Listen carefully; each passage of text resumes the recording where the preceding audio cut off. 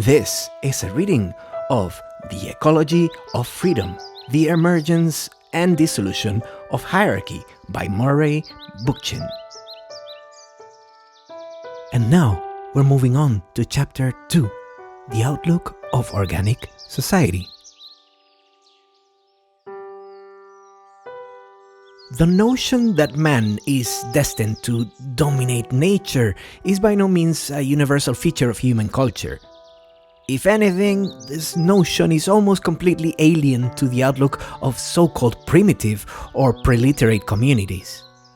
I cannot emphasize too strongly that the concept emerged very gradually from a broader social development, the increasing domination of human by human. The breakdown of primordial equality into hierarchical systems of inequality, the disintegration of early kinship groups into social classes, the dissolution of tribal communities into the city, and finally the usurpation of social administration by the state, all profoundly altered not only social life, but also the attitude of people towards each other, humanity's vision of itself, and ultimately its attitude toward the natural world. In many ways, we are still agonized by the problems that emerged with these sweeping changes. Perhaps only by examining the attitudes of certain preliterate peoples can we gauge the extent to which domination shapes the most intimate thoughts and the most minute actions of the individual today.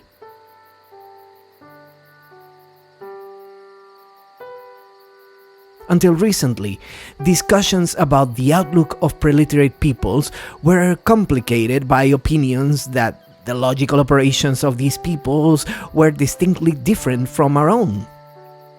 To speak of what was called primitive mentality as a pre-logical phenomenon, to use Levi Bruhl's unhappy term, or more recently in the language of mythopoetically oriented mystics, non-linear thinking, results from a prejudicial misreading of early social sensibilities. From a formal viewpoint, there is a very real sense in which preliterate people were or are obliged to think in much the same quote-unquote linear sense as we are in dealing with the more mundane aspects of life. Whatever their shortcomings, as a substitute for wisdom and a world outlook, conventional logical operations are needed for survival. Women gathered plants, men shaped hunting implements, and children contrived games according to logical procedures that were closely akin to our own. But this formal similarity is not an issue in discussing the preliterate outlook towards society. What is significant about the differences in outlook between ourselves and preliterate peoples is that while the latter think like us in a structural sense, their thinking occurs in a cultural context that is fundamentally different from ours. Although their logical operations may be identical to ours formally, their values differ from ours qualitatively. The further back we go to communities that lack economic classes and political state, communities that might well be called organic societies because of their intense solidarity internally and with the natural world, the greater evidence we find of an outlook toward life that visualize people, things, and relationships in terms of their uniqueness rather than their superiority or inferiority. To such communities, individuals and things were not necessarily better or worse than each other. They were simply dissimilar. Each was prized for itself, indeed for its unique traits. The conception of individual autonomy had not yet acquired the fictive sovereignty it has achieved today. The world was perceived as a composite of many different parts, each indispensable to its unity and harmony, individuality to the extent that it did not conflict with the community interest on which the survival of all depend, was seen more in terms of interdependence than independence. Variety was prized within the larger tapestry of the community as a priceless ingredient of communal unity. In the various organic societies where this outlook still prevails, notions such as equality and freedom do not exist. They are implicit in the very outlook itself. Moreover, because they are not placed in juxtaposition to the concept of inequality and unfreedom, these notions lack definability. As Dorothy Lee observed in her deeply incisive and sensitive essays on this outlook, equality exists in the very nature of things as a byproduct of the democratic structure of the culture itself, not as a principle to be applied. In such societies, there is no attempt to achieve the goal of equality, and in fact, there is no concept of equality. Often, there is no linguistic mechanism whatever for comparison. What we find is absolute respect for man, for all individuals, irrespective of age and sex. The absence of coercive and domineering values in organic cultures is perhaps best illustrated by the syntax of the Wintu Indians, a people that Lee studied very closely. She notes that terms, commonly expressive of coercion in modern languages, are arranged in Wintu syntax to denote cooperative behavior instead. A Wintu mother, for example, does not take a baby into the shade, she goes with it. A chief does not rule his own people, he stands with them. They never say, and they in fact cannot say as we do, I have a sister or a son or husband, Lee observes. To live with is the usual way in which they express what they call possession, and they use this term for everything that they respect, so that a man will be said to live with his bow and arrows. The phrase to live with implies not only a deep sense of mutual respect for a person and high regard for individual voluntarism, it also implies a profound sense of unity between the individual and the group. We need not go any further than an examination of American Indian life to find abundant evidence of this fact. The traditional society of the Hopi was geared entirely toward group solidarity. Nearly all the basic tasks of the community, from planting to food preparation, were done cooperatively. Together with the adults, children participated in most of these tasks. At every age level, the individual was charged with a sense of responsibility for the community. So all-pervasive were these group attitudes that Hopi children placed in schools administered by whites could be persuaded only with the greatest difficulty to keep score in competitive games. These strong attitudes of intragroup solidarity were fostered in the earliest days of Hopi childhood and continued through life. They began in infancy with the process of weaning, which emphasized interdependence between Hopi individuals and the group, in marked contrast to the surrounding white culture's emphasis on independence. Weaning is not merely a transition from milk to solid foods, observes Dorothy Egan in a study of Hopi socialization. It is also a gradual process of achieving independence from the comfort of the mother's body and care, of transferring affections to other persons, and of finding satisfactions within oneself in the outside world. In this sense, many whites are never weaned, which is unfortunate consequences in a society where individual effort and independence are stressed.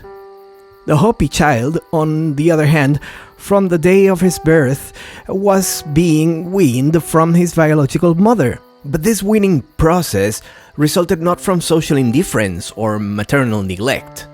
To the contrary, and very characteristically, many arms gave him comfort, many faces smiled at him, and from a very early age he was given bits of food which were chewed by various members of the family and placed in his mouth. So for a Hopi, the outside world in which he needed to find satisfaction was never far away. From this feeling of unity between the individual and the community emerges a feeling of unity between the community and its environment.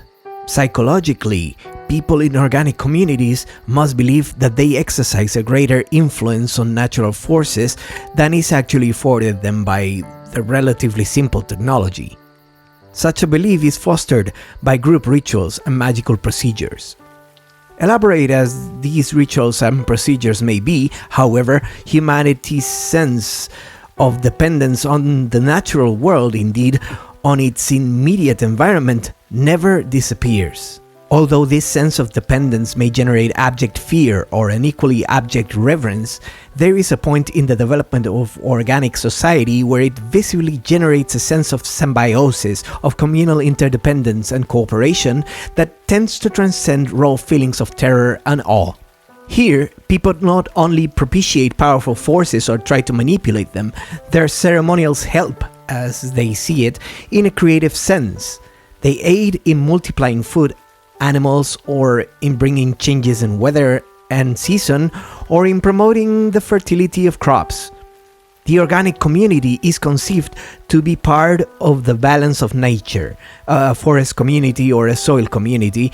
In short, a truly ecological community or eco-community peculiar to its ecosystem, with an active sense of participation in the overall environment and the cycles of nature. The fine distinction between fear and reverence becomes more evident when we turn to accounts of certain ceremonials among pre-literate peoples. Aside from ceremonials and rituals characterized by social functions, such as initiation rites, we encounter others marked by ecological functions. Among the Hopi, major horticultural ceremonies have the role of summoning forth the cycles of cosmic order, of actualizing the solstices and different stages in the growth of maize, from germination to maturation. Although this order and these stages are known to be predetermined, human ceremonial involvement is an integral part of that predetermination. In contrast to strictly magical procedures, Hopi ceremonies assign a participatory rather than a manipulatory function to humans. People play a complementary role in natural cycles. They facilitate the workings of the cosmic order. Their ceremonies are part of a complex web of life that extends from the germination of corn to the arrival of the solstices. As Dorothy Lee observed, every aspect of nature, plants and rocks and animals, colors and cardinal directions, and numbers and sex distinctions, the dead and the living, all have a cooperative share in the maintenance of the universal order. Eventually, the effort of each individual, human or not, goes into this huge whole. And here, too, it is every aspect of a person which counts. The entire being of the Hopi individual affects the balance of nature, and as each individual develops his inner potential, so he enhances his participation. So does the entire universe become invigorated. Contemporary ecological rhetoric tends to blur the wealth of implications that follow from the integration of the individual, community, and environment into a universal order. Since Lee penned these lines, almost every one of her words have become the cheap coin of the human potential movement. Pre-literate cultures, in fact, often begin with a cosmology consisting of the conclusions that our current bouquet of mystics profess to attain. To organic societies, the puzzling cosmological issue is not life, which exists everywhere and in all things. The puzzle is death, the inexplicably unique condition of non-living and hence non-being.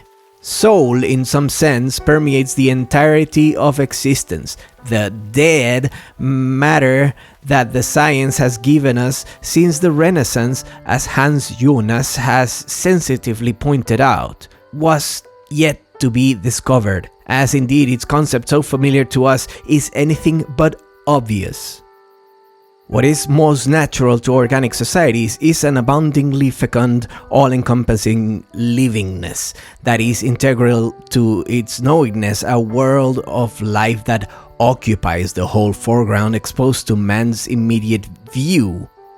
Earth, wind, and water, begetting, teeming, nurturing, destroying, are anything but models of mere matter. The direct involvement of humanity with nature is thus not an abstraction, and Dorothy Lee's account of the Hopi ceremonials is not a description of primitive man's science, as Victorian anthropologists believed. Nature begins as life. From the very outset of human consciousness, it enters directly into consociation with humanity, not merely harmonization or even balance. Nature as life eats at every repast, succors every new birth, grows with every child, aids every hand that throws a spear or plucks a plant, warms itself at the hearth in the dancing shadows, and sits amidst the councils of the community, just as the rustle of the leaves and grasses is part of the air itself, not merely a sound borne on the wind. Ecological ceremonials validate the citizenship nature acquires as part of the human environment.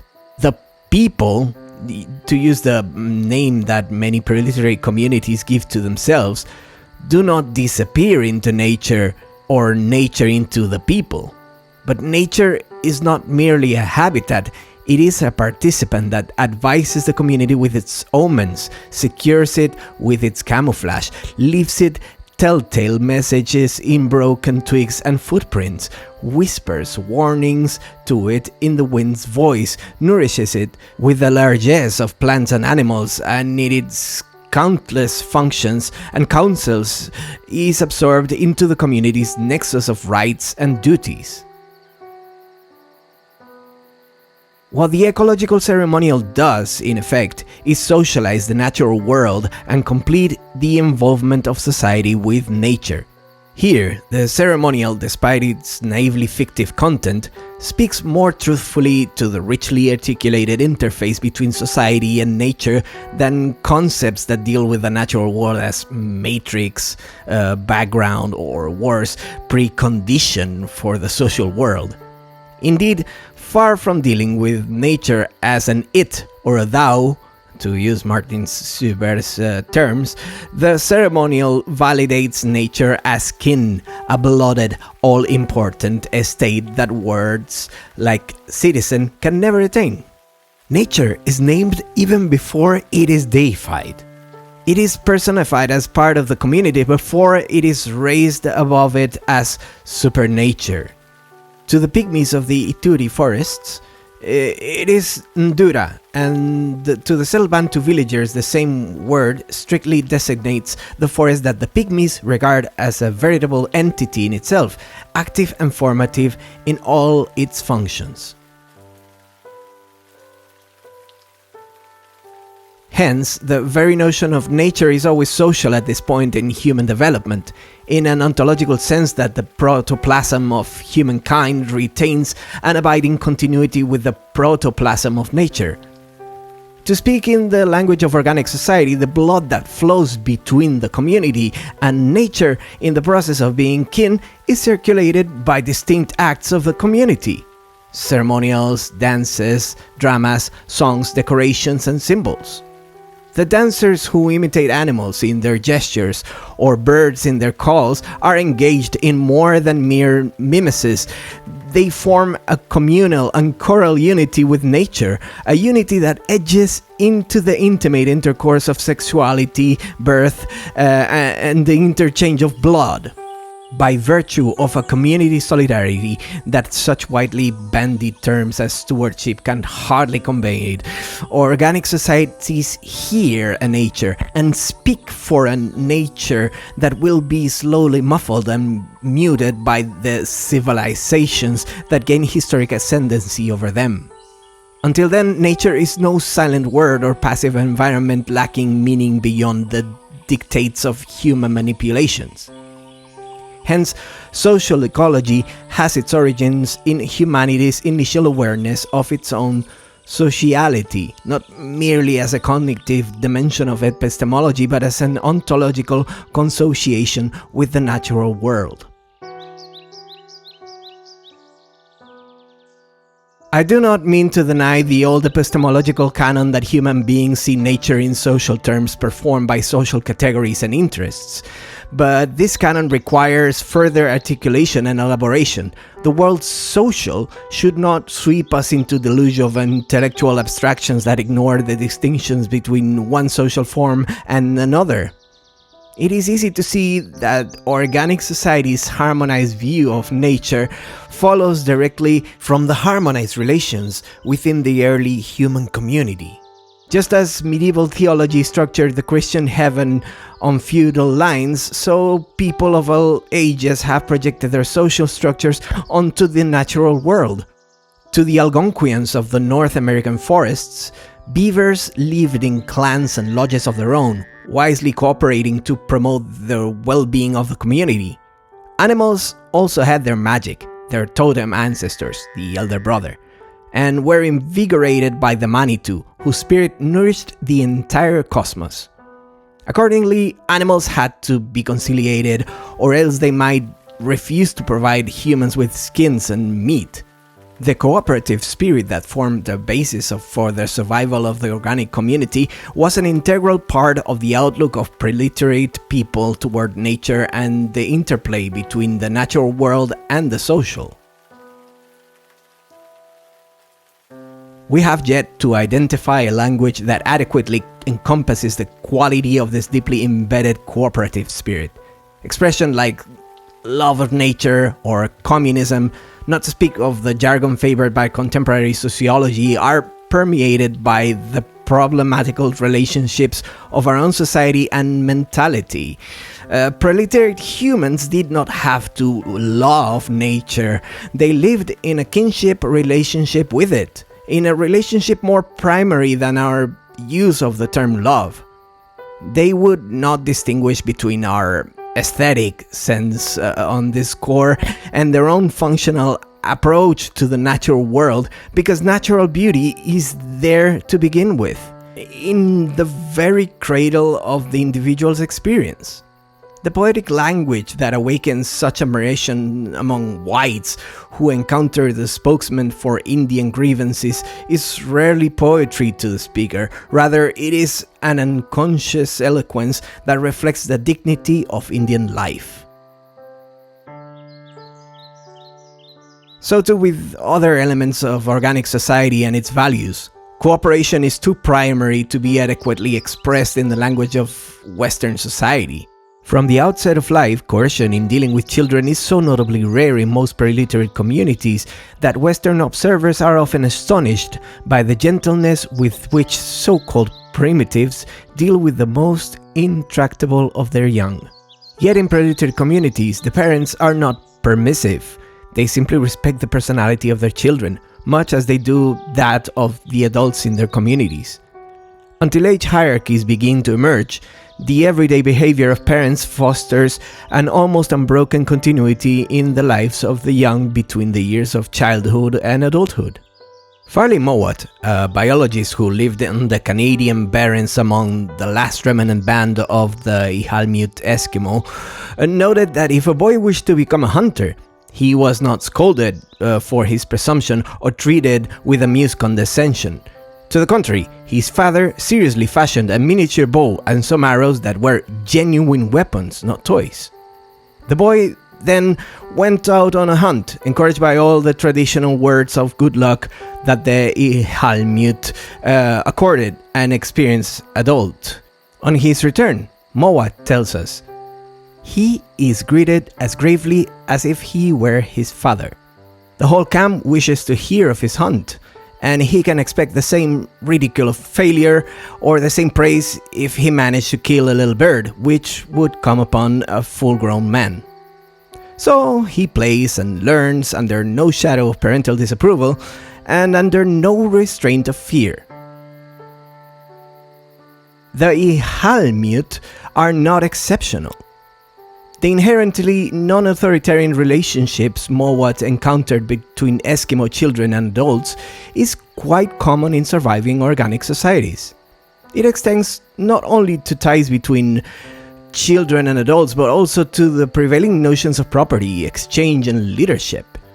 Here again, the terminology of Western society fails us. The word property connotes an individual appropriation of goods, a personal claim to tools, land, and other resources. Conceived in this loose sense, property is fairly common in organic societies, even in groups that have a very simple and developed technology. By the same token, cooperative work and the sharing of resources on a scale that could be called communistic is also fairly common. On both the productive side of economic life and the consumptive, appropriation of tools, weapons, food, and even clothing may range widely, often idiosyncratically in Western eyes, from the possessive and seemingly individualistic to the most meticulous, often ritualistic parceling out of a harvest or a hunt among members of a community. But primary to both of these seemingly contrasting relationships is the practice of usufruct, the freedom of individuals in a community to appropriate resources merely by virtue of the fact that they are using them. Such resources belong to the user as long as they are being used. Function, in effect, replaces our hallowed concept of possession, not merely as a loan or even a mutual aid, but as an unconscious emphasis on use itself, on need that is free of psychological entanglements with proprietorship, work, and even reciprocity. The Western identification of individuality with ownership and personality with craft, the latter laden with the metaphysics of selfhood as expressed in a crafted object wrested by human powers from an intractable nature, has yet to emerge from the notion of use itself and the guileless enjoyment of needed things. Need, in effect, still orchestrates work to the point where property of any kind, communal or otherwise, has yet to acquire independence from the claims of satisfaction. A collective need subtly orchestrates work, not personal need alone, for the collective claim is implicit in the primacy of usufruct over proprietorship. Hence, even the work performed in one's own dwelling has an underlying collective dimension in the potential availability of its products to the entire community. Communal property, once property itself has become a category of consciousness, already marks the first step towards private property, just as reciprocity, once it too becomes a category of consciousness, marks the first step towards exchange. Proudhon's celebration of mutual aid and contractual federalism, like Marx's celebration of communal property and planned production, mark no appreciable advance over the primal principle of usufruct.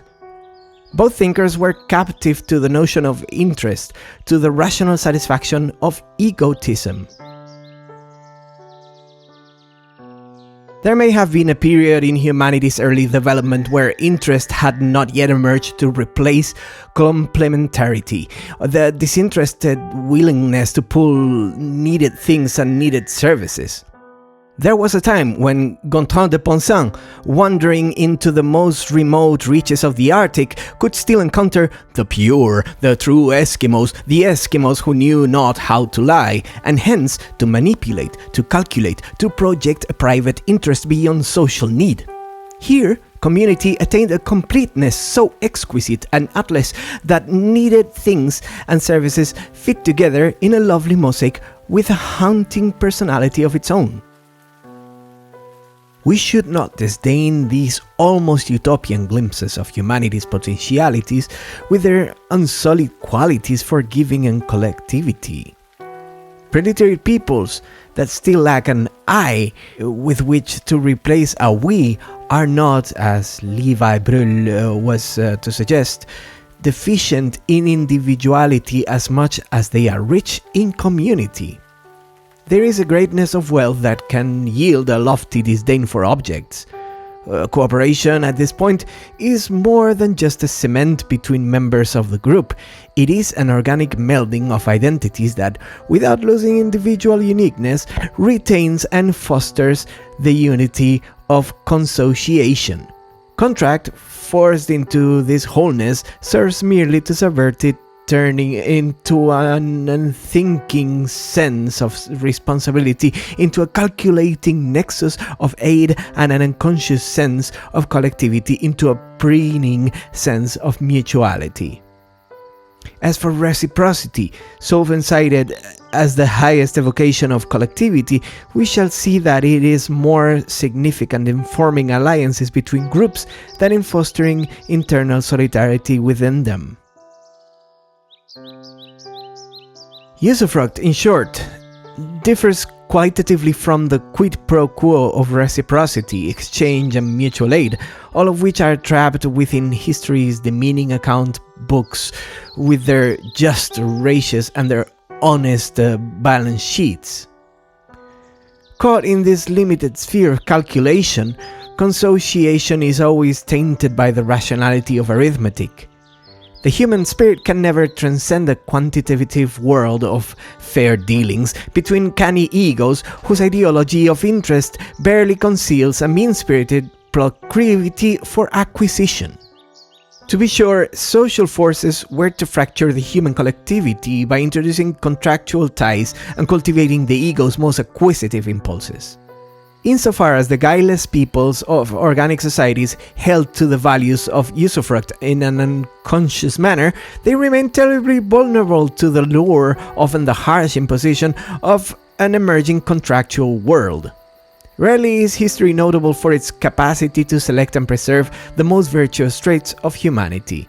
But there is still no reason why hope, reinforced by consciousness and redolent with ancestral memories, may not linger within us an awareness of what humanity has been in the past and what it can become in the future. Contractual relations, or more properly the treaties and oaths that give specifiable forms to community life, may have served humanity well when compelling need or the perplexities of an increasingly complex social environment placed a premium on a clearly defined system of rights and duties. The more demeaning the environment, the more preliterate peoples must explicate the ways in which they are responsible for each other and how they must deal with exogenous factors, particularly in nearby communities, that impinge on them. Need now emerges as an ordering and structuring force in institutionalizing the fairly casual and even pleasurable aspects of life. Sexual, kinship, reciprocal, federative, and civil areas of the community must acquire greater structure to deal not only with a more pressing nature, but particularly one that includes adjacent communities staking out claims of their own to a common environment. Such claims are internalized by the community itself as a system of sharing. Not only do interests now arise that must be carefully and later meticulously articulated, but ironically, they also arise from individuals who begin to feel that they carry visibly heavier burdens and responsibilities within the community.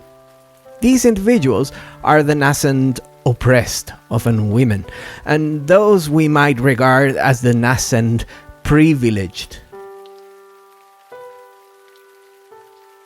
Men and women in proletariat communities need each other not only to satisfy their sexual desires, but also for the material support they give to each other. Their marriage establishes a primary division of labor, a sexual division of labor with a sexualized economy as well, that tends to apportion hunting and pastoral tasks to men, including the defense of the community and its relationship to the outsider and domestic food gathering, and horticultural responsibilities to women. By a sexual division of labor, I do not mean merely a biological one, important as the biological dimension may be, but an economy that acquires the very gender of the sex to which it is apportioned. Nor was it necessarily men who formulated the appointment of the community's material activities between the sexes. More likely than not, in my view, it was women who made this apportionment with a sense of concern over the integrity of their richly hollowed responsibilities and their personal rights. Only later did the emergence of more complex and hierarchical social forms turn their domestic roles against them. This development, as we shall see, was to come from a male envy that must be carefully unraveled. At a low subsistence level and in a fairly primal community, both divisions of labor are needed for the well-being, if not the survival, of all its members. Hence, the sexes treat each other with respect. Indeed, the ability of a man or a woman to perform well in this division of labor profoundly influences the choice of a mate and preserves the integrity of a marriage, which is often dissolved by the woman, whose responsibilities in sheltering, feeding, raising the young visibly outweigh the man's usefulness in discharging these all-important functions. Given the woman's de facto role in the early community social arrangements, our obsessive preoccupation with a primitive monogamy seems almost preposterous if it weren't so plainly ideological and obfuscatory. The blood tie and the rights and duties that surround it are embodied in an unspoken oath that comprised the only visible unifying principle of early community life. And this bond initially derives from woman. She alone becomes the very protoplasm of society, the ancestress that cements the young into lasting consociation, the source of the blood that flows in their veins, the one who nourishes a commonality of origins, the rearer who produces a mutuality of shared physical and spiritual recognitions that extends from infancy to death. She is the instructress in the basic ways of life, the most indisputable personification of community as such, conceived as an intimate familial experience. The young, who first see each other as kin, as common flesh, bone, and blood through their mother, later see each other with an intense sense of identity through her memory, and only faintly in the father, whose physical features they closely resemble.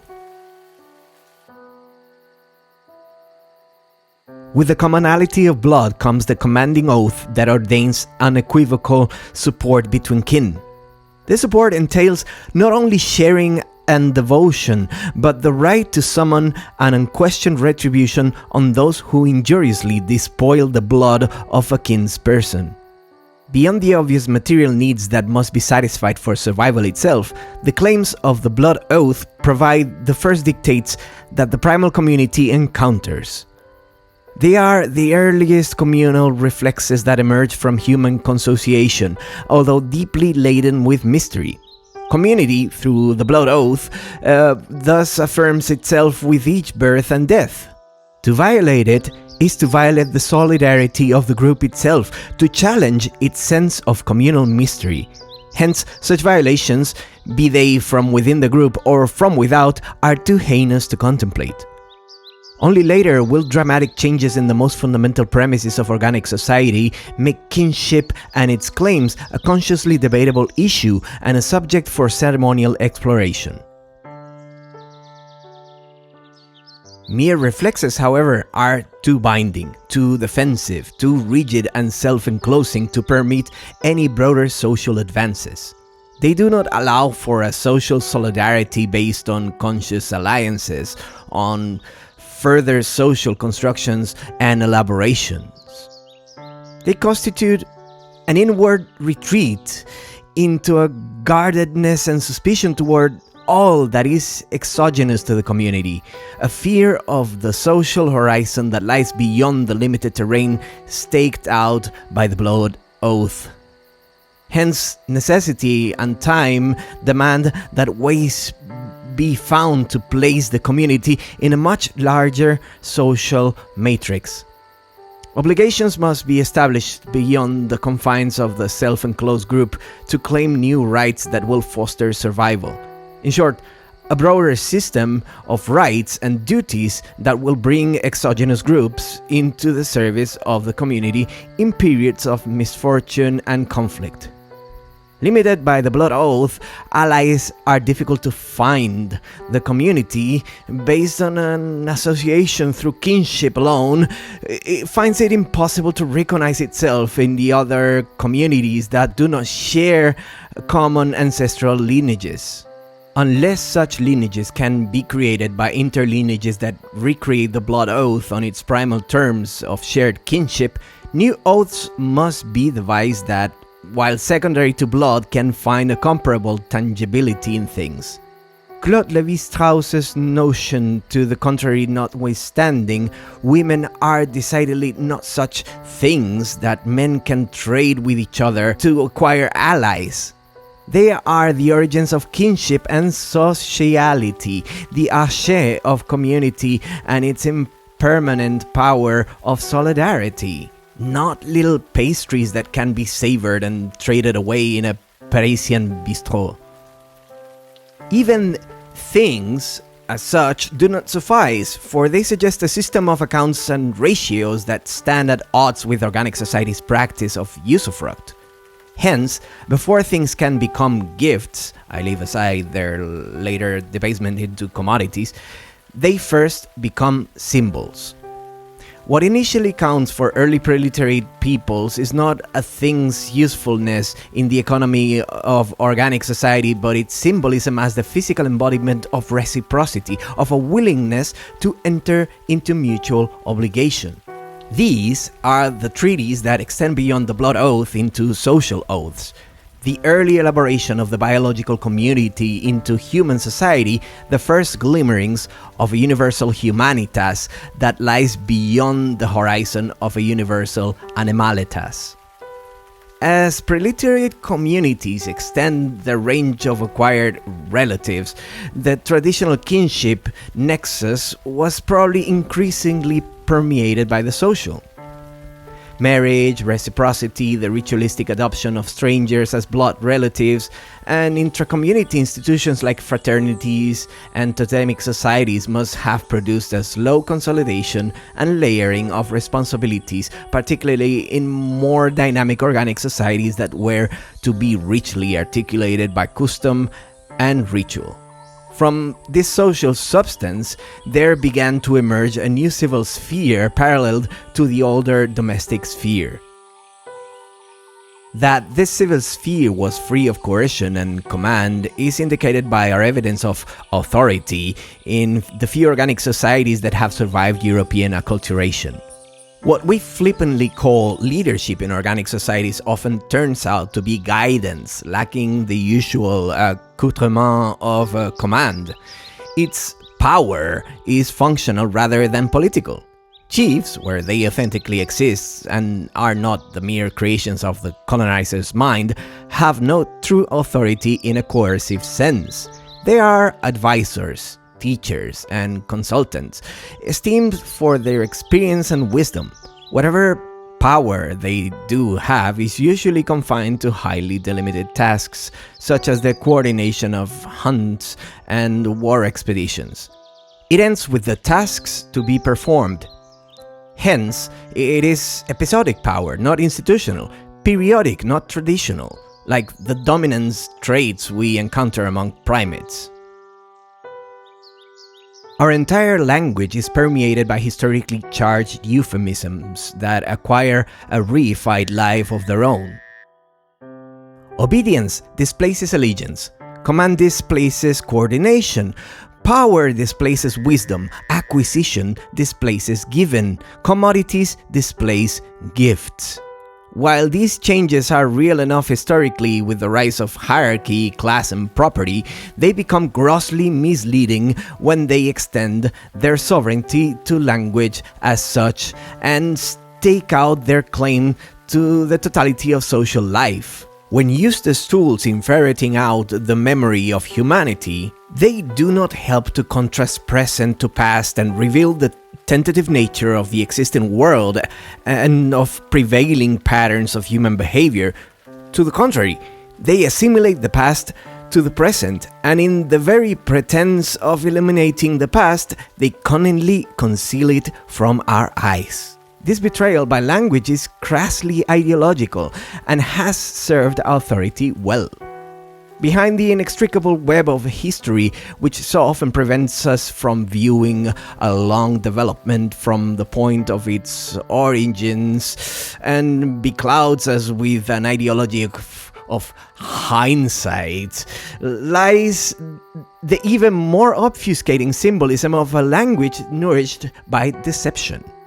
For remembrance to return in all its authenticity, with the harsh challenge it presents to the existing order, it must retain its fidelity to the arché of things and attain a consciousness of its own history. In short, memory itself must remember its own evolution into ideology as well as the evolution of humanity it professes to reveal.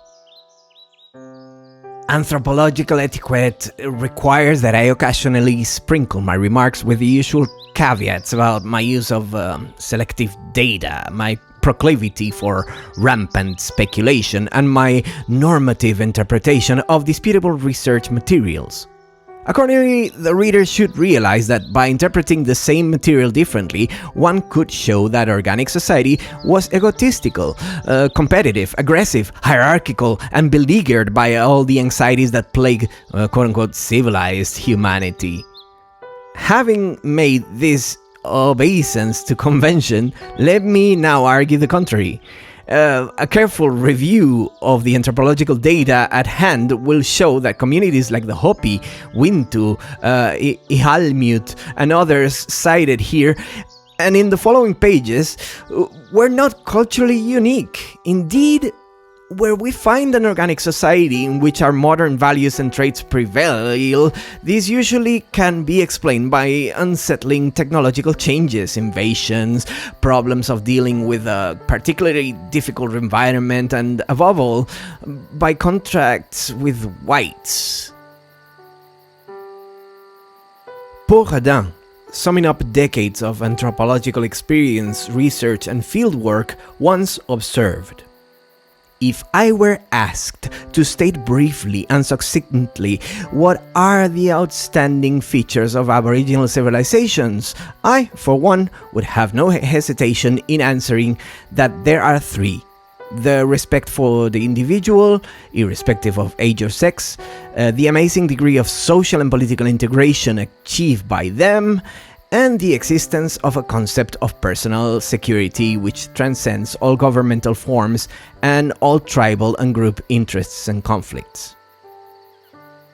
These features can be summarized as complete parity or equality between individuals, age groups, and sexes, usufruct and later reciprocity, the avoidance of coercion in dealing with internal affairs, and finally what Radin calls the irreductible minimum, the inalienable right, in Radin's words, of every individual in the community to food, shelter, and clothing, irrespective of the amount of work contributed by the individual to the acquisition of the means of life.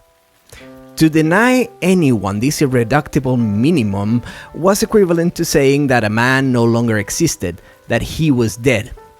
In short, to cut across the grain of the world conceived as a universe of life.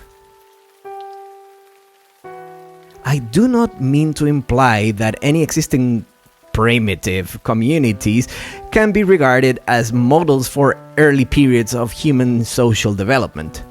They are the remnant bands of a long history that has always towed them along a ways far removed from an ancestral world that separated humanity from animality.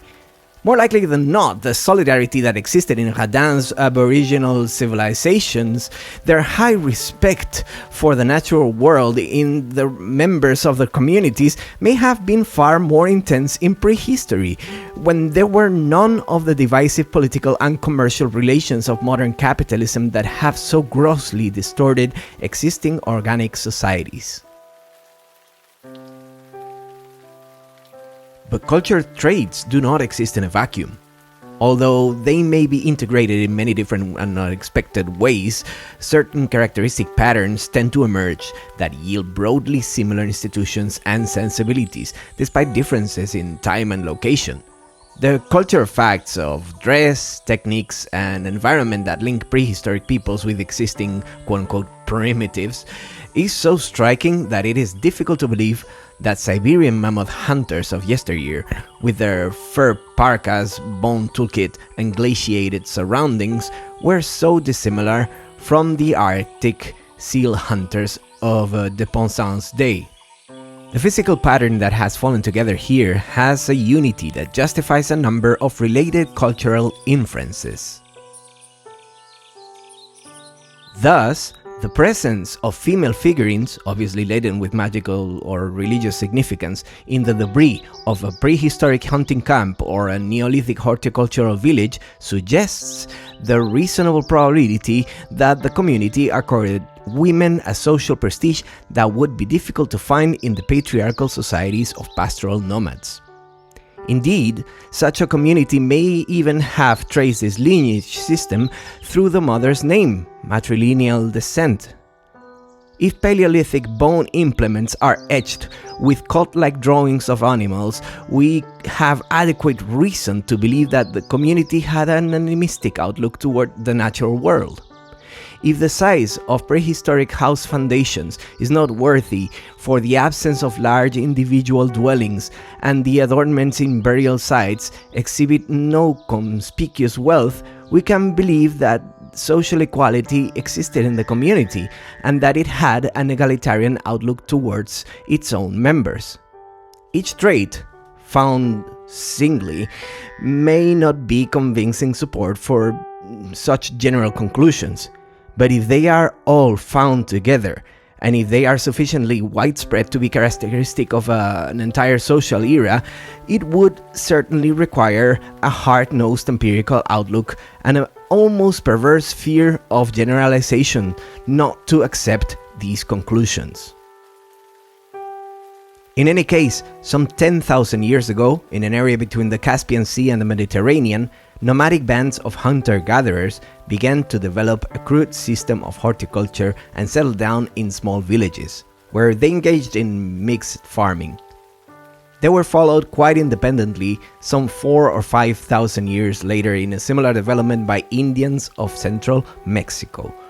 The development of horticulture or gardening was probably initiated by women. Evidence for this belief comes from studies of mythology and from existing preliterate communities based on a hoe gardening technology.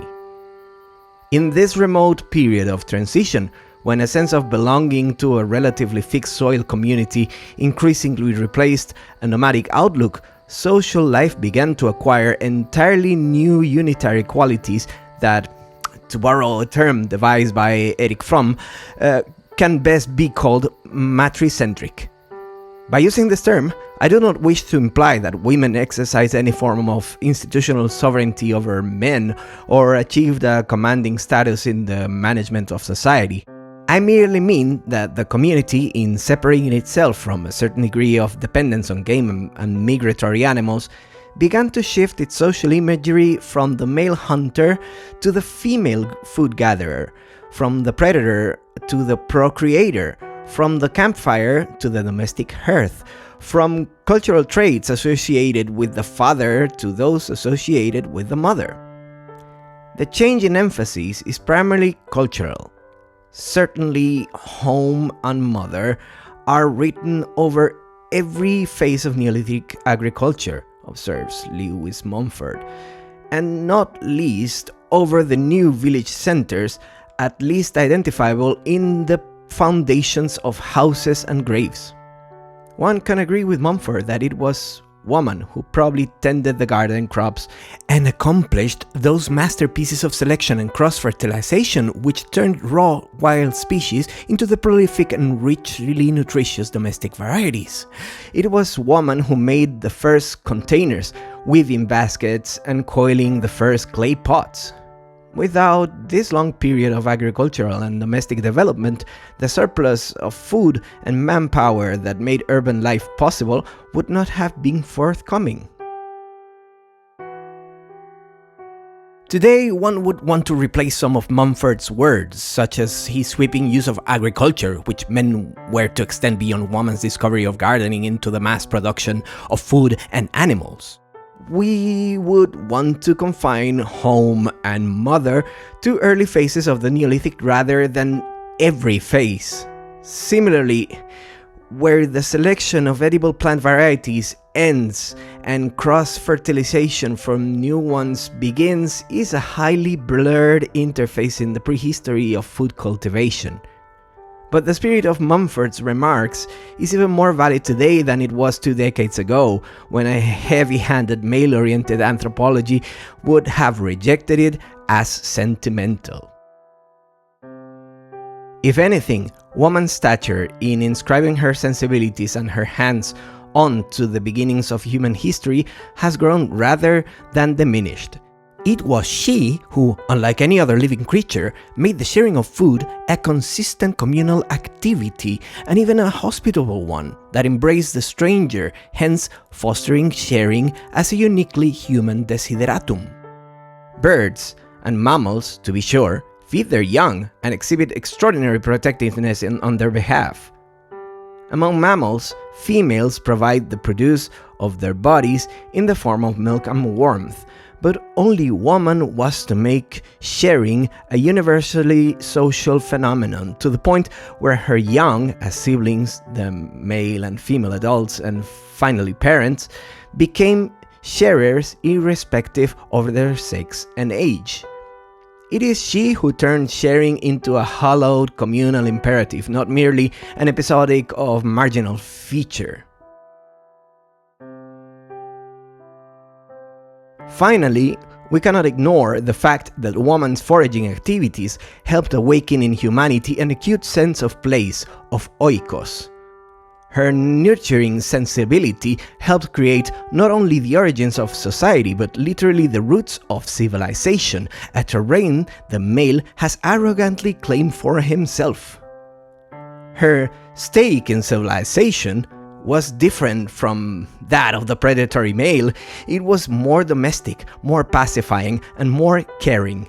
Her sensibility ran deeper and was laden with more hope than the male's, for she embodied in her very physical being mythology's ancient message of a lost golden age and a fecund nature. Yet ironically, she has been with us all the time, with a special genius and mystery, one whose potentialities have been brutally diminished, but ever present as a voice of conscience in the bloody cauldron that men have claimed for their civilization. The benign qualities nurtured in this Neolithic village world are perhaps no less significant than its material achievements. A close association exists between communal management of land and matrilineal descent in surviving gardening cultures. Clan society, perhaps a slow reworking of totemic cults in hunting bands, may have reached its apogee in this period, and with it, a communal disposition of the land and its products. To live with had probably become to share, if the two expressions were ever different in their meaning. In the remains of early Neolithic villages, we often sense the existence of what was once a clearly peaceful society, strewn with symbols of the fecundity of life and the bounty of nature. Although there is evidence of weapons, defensive palisades, and protective ditches, early horticulturists seem to have emphasized peaceful arts and sedentary pursuits. Judging from the building sites and graves, there is little evidence, if any, that social inequality existed within these communities, or that warfare marked their relationships between them. Presiding over this remote world was the figure and symbolism of the mother goddess, a fertility principle so old in time that its stone remains have even been found in Paleolithic caves and encampments. Hunter-gatherers, early horticulturists, advanced agriculturists, and the priests of high civilizations have imparted utterly contradictory traits to her. Some deliciously benign, others darkly demonic. But it is more than fair to assume that in the early Neolithic, the priest had not yet sculpted the cruel Kali-like image into her figure. Apparently, like Demeter, she was more of a feminine principle, laden with loving and mourning, not the mere fertility symbol, the magic thing that endeared her to hunter-gatherers. That she could not remain untainted by patriarchy is obvious from a reading of the Odyssey, in which the island-hopping seafarers debase woman and her domain to cruel chthonic enchantresses who devour the trusting warriors in distress. What strongly reinforces interpretations of the goddess as a more given principle is the unqualified nature of mother love itself, in contrast to the conditional love associated with patriarchy. Erich Fromm, in the provocative essays he prepared for the Institute for Social Research, noted that woman's love, compared with that of the judgmental patriarch who provides love as a reward for the child's performance and fulfillment of its duties, is not dependent on any moral or social obligation to be carried out by the child. There is not even an obligation to return her love. This unconditional love, without expectation of any filial reward, yields the total de-objectification of person that makes humanness its own end rather than a tool of hierarchy and classes. To assume that the goddess did not symbolize this untainted sense of identification is to question her association with the feminine, in short, to turn her into a god, with priestly corporations were to do later with extraordinary deftness. Odysseus, in degrading Demeter to Circe, also reveals how the lovely sirens may have charmed humans and beasts into a sense of commonality with each other. Homer's epic, however, will forever hide from us the intriguing possibility that their song originally gave to humanity the music of life rather than the luring melody of death. How close the early Neolithic village world may have been to that of the early Pueblo Indians, which the most hardened white invaders were to describe in such glowing terms, may never be known. Yet the thought lingers that, at the dawn of history, a village society had emerged in which life seemed to be unified by a communal disposition of work and its products, by a procreative relationship with the natural world, one that found overt expression in fertility rites, by a pacification of the relationships between humans and the world around them. The hunter-gatherers may have left the world virtually untouched aside from the grasslands they cleared for the great herds, but such an achievement is safely marked by its absence of activity. There is a want of environmental artistry, of a landscape that has been left the better for humanity's presence, one that has the breadth of mind as well as spirit bestowed upon it. Today, when the hunter-gatherers' mere parasitism of the environment has emerged as a virtue in juxtaposition to contemporary man's insane exploitation, we tend to fetishize restraint to the point of passivity and non-doing. Yet, the matricentric horticulturists managed to touch the earth and change it, but with a grace, delicacy, and feeling that may be regarded as evolution's own harvest. Their archaeology is an expression of human artfulness and natural fulfillment. Neolithic artifacts seem to reflect a communion of humanity and nature that patently express the communion of humans with each other, a solidarity of the community with the world of life that articulated an intense solidarity within the community itself. As long as this internal solidarity persisted, nature was its beneficiary. When it began to decay, the surrounding world began to decay with it, and thence came the long winter time of domination and oppression we normally call civilization.